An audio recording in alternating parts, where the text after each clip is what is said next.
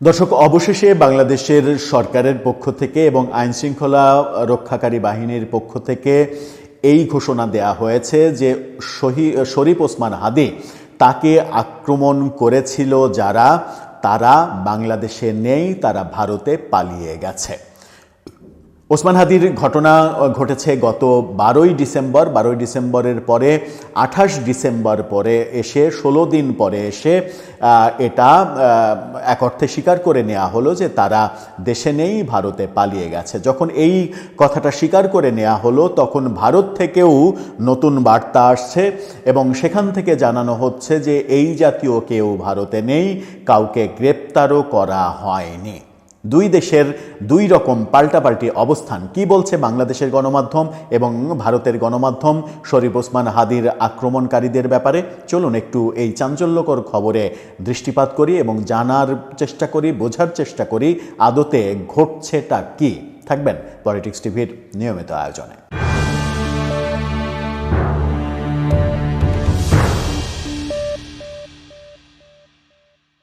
দর্শক, বলছিলাম শরীফ ওসমান হাদিকে আক্রমণকারী দুই সন্ত্রাসী তারা বাংলাদেশে নেই, এটা বাংলাদেশের পুলিশ থেকে আনুষ্ঠানিকভাবে আজকে জানিয়ে দেয়া হয়েছে। ওদিকে ভারত থেকে আসছে ভিন্ন খবর। ভারত থেকে যে খবর আসছে সেটা নিয়ে বিডি নিউজ 24 যেটা বলছে, বিডি নিউজের শিরোনামটা দেখে নিন। তারা বলছে হাদি হত্যা, ফয়সাল ভারতে নেই, কেউ গ্রেপ্তারও হয়নি, বলছে মেঘালয় পুলিশ। এই খবর যখন বিডি নিউজ 24 বলছে তখন ভারতীয় গণমাধ্যম নর্থ ইস্ট নিউজ তারা ভিন্ন শিরোনাম করছে।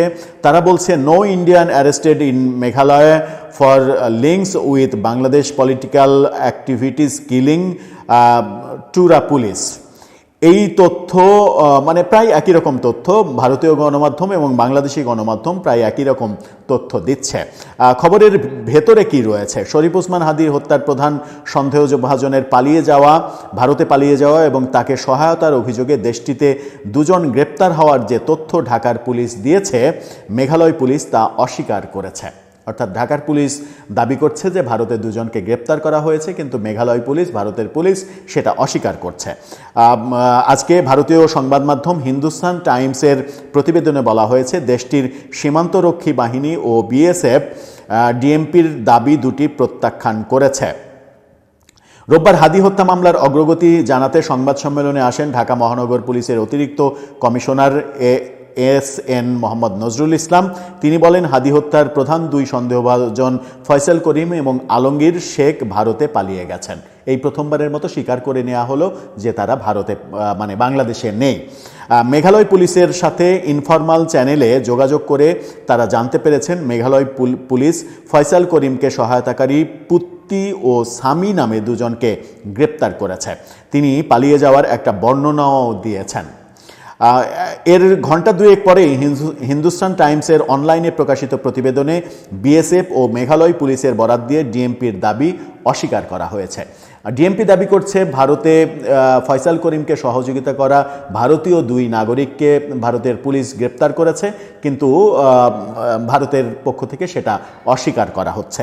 হিন্দুস্তান টাইমসের প্রতিবেদনে বলা হয় হাদি হত্যার প্রধান দুই সন্দেহভাজন হালুয়াঘাট সীমান্ত দিয়ে মেঘালয় পেরিয়ে গেছেন এবং এখনও সেই রাজ্যে অবস্থান করছেন। বাংলাদেশ পুলিশের এমন বক্তব্যকে প্রত্যাখ্যান করে মেঘালয় পুলিশের একজন শীর্ষ কর্মকর্তা। মেঘালয় পুলিশ সদর দপ্তরের ওই কর্মকর্তার বরাত দিয়ে প্রতিবেদনটিতে বলা হয় বাংলাদেশ পুলিশের পক্ষ থেকে আনুষ্ঠানিক বা অনানুষ্ঠানিক কোনো যোগাযোগ করা হয়নি। বাংলাদেশ পুলিশ বলছে যোগাযোগ করা হয়েছে, তারা বলছে কোনো যোগাযোগ করা হয়নি। প্রতিবেদনে উল্লেখিত অভিযুক্তদের কাউকেই গাড়ো পাহাড়ে খুঁজে পাওয়া যায়নি এবং গ্রেপ্তারও করা যায়নি। হাদি হত্যায় অভিযুক্ত ফয়সাল ও আলমগীরের সীমান্ত পার হওয়া এবং এই ঘটনায় পুত্তি ও সামি নামে দুজনের ভূমিকার পক্ষে কোনো গোয়েন্দা তথ্য, সরেজমিন যাচাই বা অভিযানগত কোনো প্রমাণ নেই বলে প্রতিবেদন দাবি করছে। মেঘালয় পুলিশের ওই শীর্ষ কর্মকর্তার বরাত দিয়ে বলা হয়েছে পুত্তি বা সামি নামে কাউকেই মেঘালয়ের কোথাও শনাক্ত করা যায়নি। খুঁজে পাওয়া বা গ্রেপ্তার করা সম্ভব হয়নি। ধারণা করা যায় ভারতীয় কর্তৃপক্ষের সঙ্গে কোনো প্রকার ভেরিফিকেশন বা সমন্বয় ছাড়াই এই বিবরণ তৈরি করা হয়েছে। এটা একটা মারাত্মক অভিযোগ। ভারত বলছে ভারতের সঙ্গে কোনো ধরনের কোনো যোগাযোগ না করে অযথা গল্প ফাঁদছে বাংলাদেশের পুলিশ। কিন্তু বাংলাদেশের পুলিশের কি সেটা করার কথা?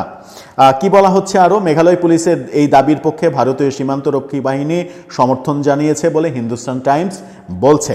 বিএসএফের মেঘালয় মহাপরিদর্শক ওপি উপাধ্যায় বাংলাদেশ পুলিশের দাবিগুলো প্রত্যাখ্যান করে বলেন, হালুয়াঘাট সেক্টর দিয়ে এই ব্যক্তিদের আন্তর্জাতিক সীমানা পার হয়ে মেঘালয়ে প্রবেশের কোনো প্রমাণ নেই।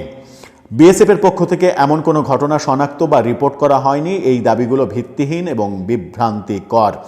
বড় নিউজ করা হয়েছে। মূল কথা হচ্ছে বাংলাদেশ পুলিশ দাবি করছে যে ওখানে ফয়সালকে সাহায্যকারী 2 জনকে গ্রেপ্তার করা হয়েছে এবং ভারতীয় পুলিশের সঙ্গে বাংলাদেশের পুলিশের ইনফর্মাল আলোচনা হয়েছে। বাংলাদেশ পুলিশ কিন্তু বলছে ইনফর্মাল আলোচনা, সেটাকেই ভারতীয় পুলিশ বলছে। এবং হিন্দুস্তান টাইমস দাবি করছে যে কোনো ধরনের কোনো আলোচনা ছাড়াই বাংলাদেশ পুলিশ অযথা গাল গল্প দিচ্ছে।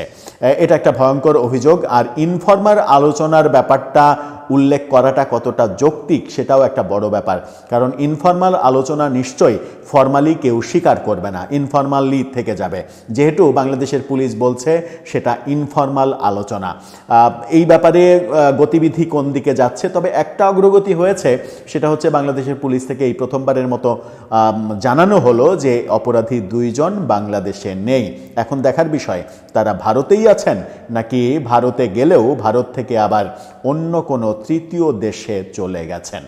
দর্শক, আপনার কি মনে হয়? আপনার মতামত এ ব্যাপারে জানিয়ে লিখতে পারেন আমাদের কমেন্ট বক্সে।